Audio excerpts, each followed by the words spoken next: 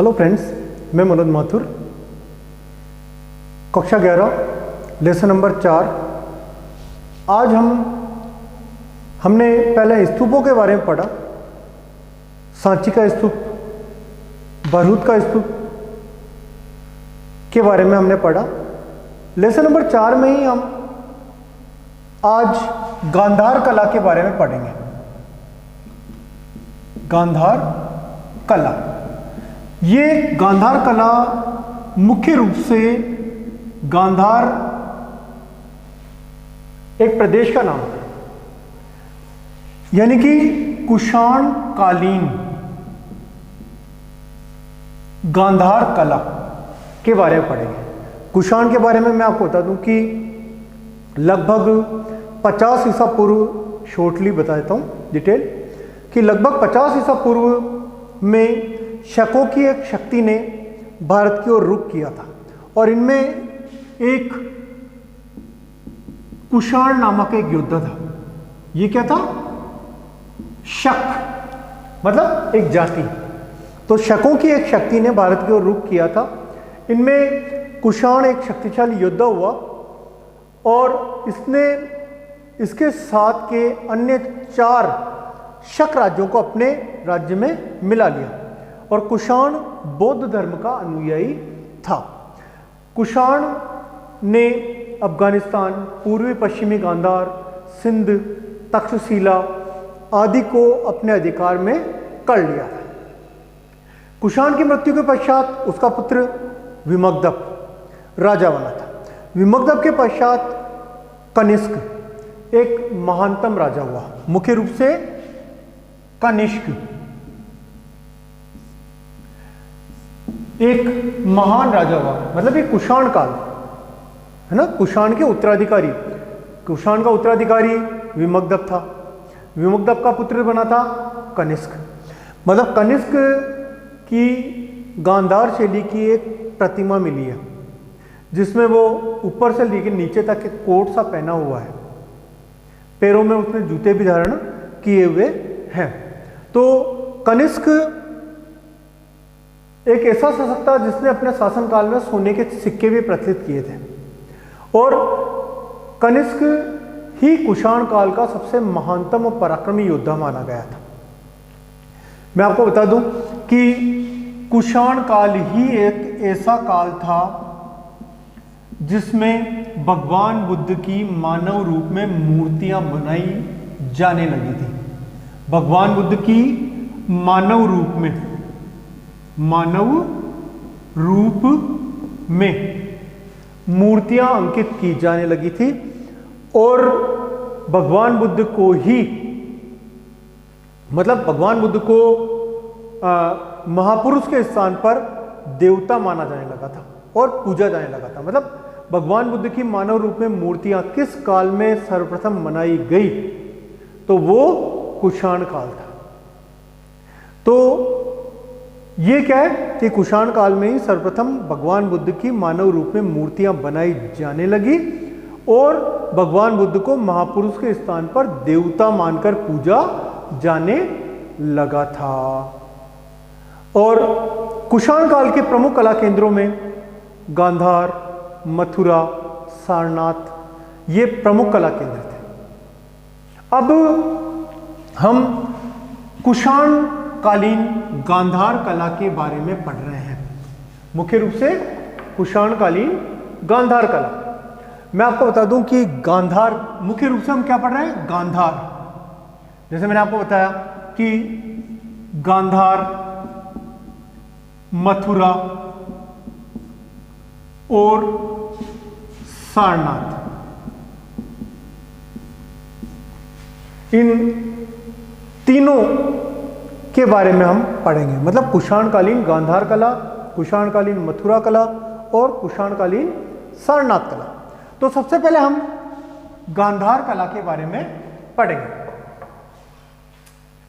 पहली चीज मैं आपको बता दूं कि गांधार कला की खोज विद्वान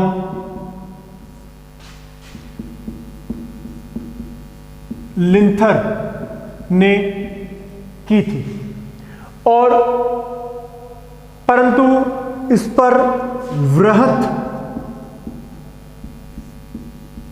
लेख कर्टिन्स के द्वारा प्रकाशित किए गए थे। एक बात और कि गांधार कला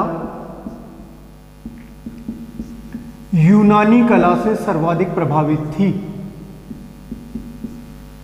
गांधार कला किससे प्रभावित थी? यूनानी कला से सर्वाधिक प्रभावित थी।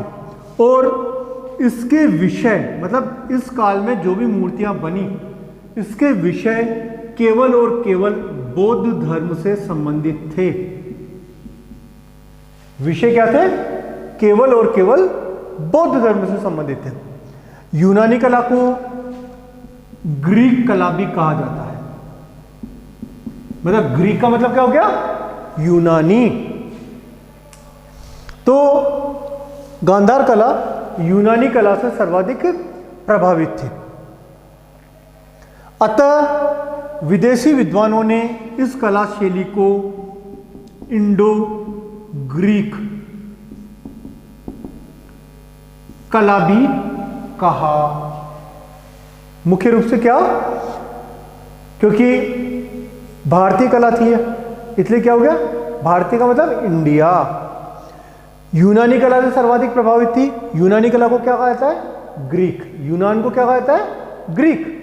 तो विदेशी विद्वानों ने इसको इंडो ग्रीक कला की भी संज्ञा दी। और इसके विषय क्या थे? बौद्ध धर्म से संबंधित थे। इसलिए कुछ विद्वानों ने इसको क्या कहा? ग्रीको बुद्धिस्ट कला भी कहा।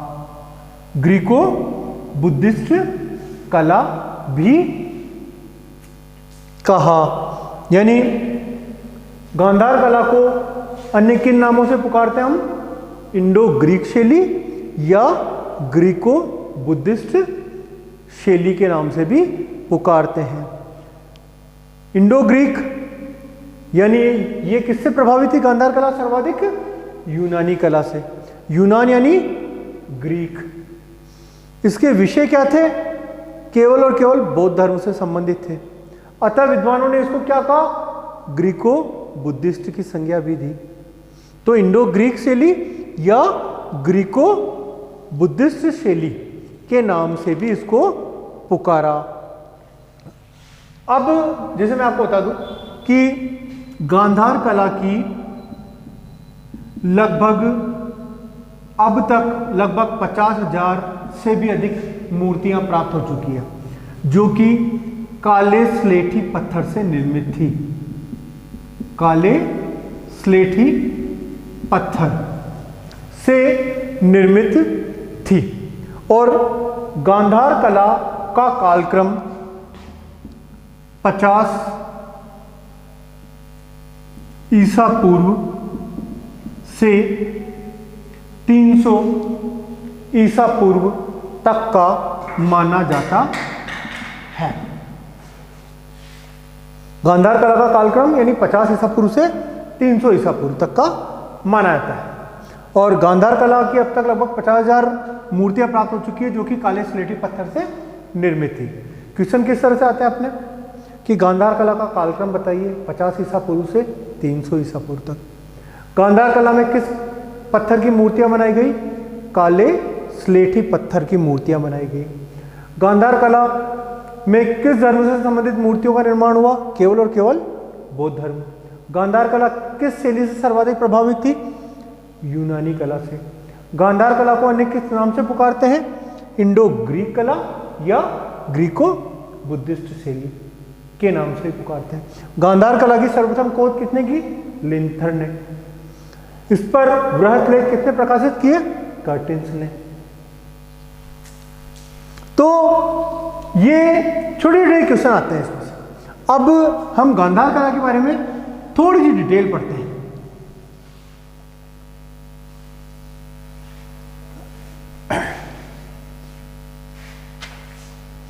मुख्य रूप से गांधार कला के विषय।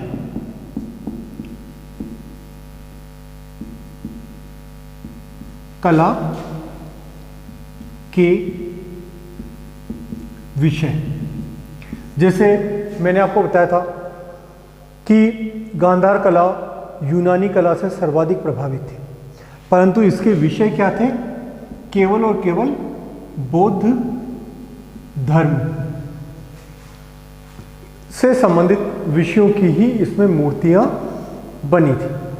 तो बौद्ध धर्म से संबंधित विषयों की मूर्तियां बनी, यानी कि क्या कि इस शैली में भगवान बुद्ध के जीवन से संबंधित दृश्य, जैसे माया देवी का स्वप्न, बुद्ध का जन्म, बुद्ध का यशोधरा से विवाह, बुद्ध का गृह त्याग, या जातक कथाएं, धातु पूजा, राजसी दृश्य, धर्मचक्र प्रवर्तन आदि अनेक प्रकार की मूर्तियां गांधार कला में बनी। मतलब केवल और केवल क्या था? बौद्ध धर्म से रिलेटेड, यानी भगवान माया देवी का स्वप्न, बुद्ध का जन्म, बुद्ध का यशोधरा से विवाह, बुद्ध का गृह त्याग, धातु पूजा, राजसी दृश्य, धर्मचक्र प्रवर्तन, यानी केवल और केवल बौद्ध धर्म से संबंधित मूर्तियों का ही इस काल में निर्माण किया गया। अब मुख्य रूप से हम इसकी शैली पढ़ते हैं कि गांधार कला की शैली के बारे में हम पढ़ते हैं। जैसे मैं आपको बता दूं कि गांधार कला में बुद्ध की अलग से असंख्य मूर्तियां निर्मित की गई। क्या? पहली बात तो क्या? बुद्ध की अलग से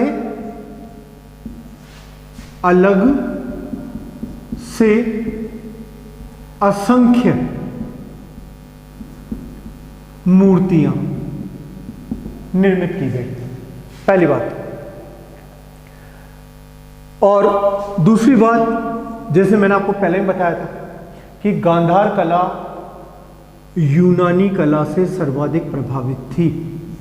यूनानी कला से सर्वाधिक प्रभावित थी। अतः इस शैली के विषय पूर्णतया भारतीय थे। तीसरी बात कि इस शैली में भगवान बुद्ध का मुख अंडाकार आकार में निर्मित किया गया था, जो यूनानियों के सूर्य देव अपोलो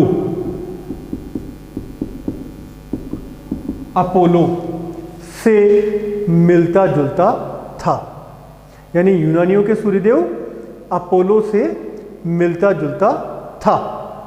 यानी भगवान बुद्ध का जो मुख है वो अंडाकार आकृति का बनाया गया था। मुख यानी मुंह, तो भगवान बुद्ध का मुख अंडाकार आकार का बनाया गया था, जो यूनानियों के सूर्यदेव अपोलो से मिलता जुलता था। चौथी बात कि बुद्ध के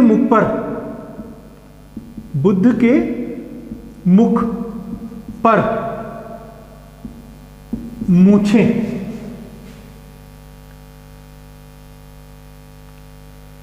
तथा